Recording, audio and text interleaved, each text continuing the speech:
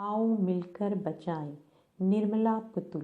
कवित्री निर्मला पुतुल जी का जन्म 1992 में एक आदिवासी परिवार में हुआ था और उनकी लिखी आओ मिलकर बचाएं कविता संथाली भाषा में लिखी गई है, जिसका हिंदी रूपांतर अशोक सिंह ने किया है। प्रस्तुत कविता में कवित्री समाज में उन चीज़ों को बचाने की बात करती है जिनका होना स्वस्थ सामाजिक परिवेश के लिए जरूरी है। प्रकृति के विनाश और विस्थापन के कारण आज आदिवासी समाज संकट में है। कवित्री को लगता है हम अपनी पारंपरिक भाषा, भावुकता, भोलेपन, ग्रामीण संस्कृति को भूलते जा रहे हैं। प्राकृतिक नदियाँ, पहाड़, मैदान, मिट्टी, फसल, हवाएं, ये सब आधुनिकता का शिकार हो रहे हैं। हमें प्राचीन संस्कारों और प्राकृतिक उपादानों को बचाना है। वह कहती हैं कि निराश होने की बात नहीं है, क्योंकि अभी भी बचाने के लिए बहुत कुछ बचा है। तो पढ़ते हैं इसके प्रश्न उत्तर। प्रश्न 1, माटी का रंग प्रयोग करते हुए किस बात की ओर संकेत किया गया है? कवित्री ने माटी का रंग शब्द का प्रयोग करके यह बताना चाहा है कि संथाल क्षेत्र के लोगों को अपनी मूल पहचान को नहीं भूलना चाहिए। वह इस क्षेत्र की सांस्कृतिक विशेषताएं बचाए रखना चाहती है। क्षेत्र की प्रकृति, रहन सहन, अक्खड़ता, नाच गाना, भूलापन, जुझारूपन, झारखंडी भाषा आदि को शहरी प्रभाव से दूर रखना ही कवित्री का उद्देश्य।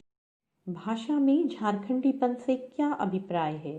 प्रस्तुत कविता के अनुसार झारखंडीपन से अभिप्राय झारखंड के स्थानीय लोगों के नैसर्गिक स्वभाव, भाषा और रहन सहन से है।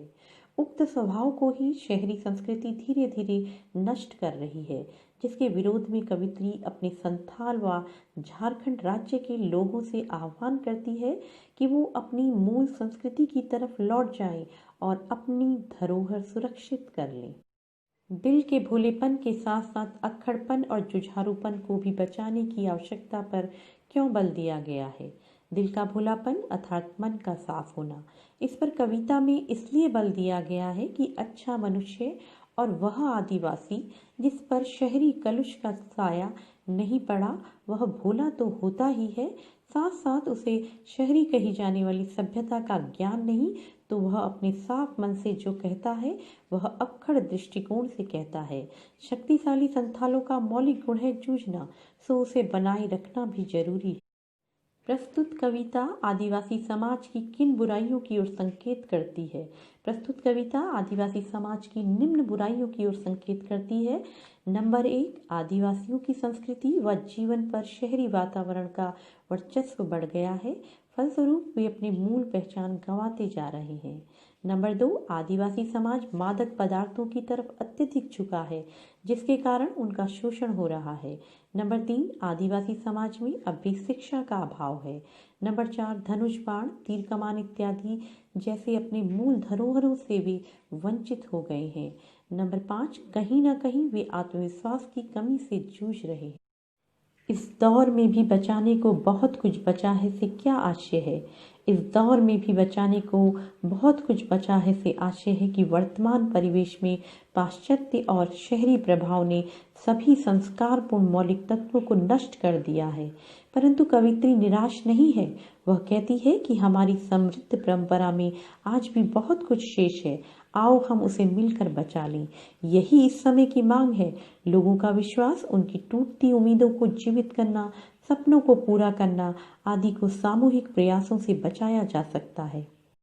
निम्नलिखित पंक्तियों में काव्य सौंदर्य को उद्घाटित कीजिए। ठंडी होती दिनचर्या में जीवन की गर्माहट। प्रस्तुत कविता में कवित्री ने दिनचर्या में आई उदासीनता को दूर करने के लिए गर्माहट शब्द का लाक्षणिक प्रयोग किया है। उक्त पंक्ति की भाषा सरल, सहज एवं सुबोध है। स्वाभाविक तौर पर छंदमुक्त पंक्तियां हैं। प्रयोग किए गए शब्द प्रतीकात्मक हैं। थोड़ा सा विश्वास, थोड़ी सी उम्मीद, थोड़े से सपने, आओ मिलकर बचाएं।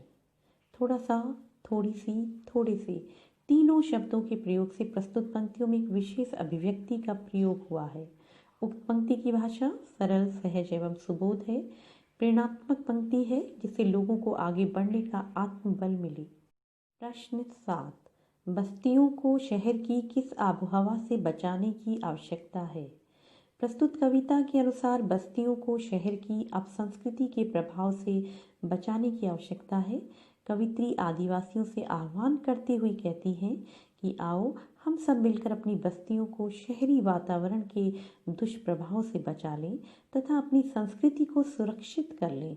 अर्थात आज तक शहरी सभ्यता ने सिर्फ हमारी बस्तियों या हम पर विभिन्न प्रकार का शोषण किया है। शहरीकरण का प्रभाव सुंदर, स्वच्छ व हरियाली युक्त वातावरण को दिन प्रतिदिन नष्ट कर रहा है। इन सारी चीज़ों से कवित्री बस्तियों को बचाना चाहती है। बस्ती को बचाएं डूबने से, इसका आज से स्पष्ट कीजिए। बस्ती के डूबने का अर्थ है पारंपरिक रीति रिवाजों का लोप हो जाना और मौलिकता खोकर विस्थापन की ओर बढ़ना। यह चिंता का विषय है। आदिवासियों की संस्कृति का लुप्त होना बस्ती के डूबने के समान है।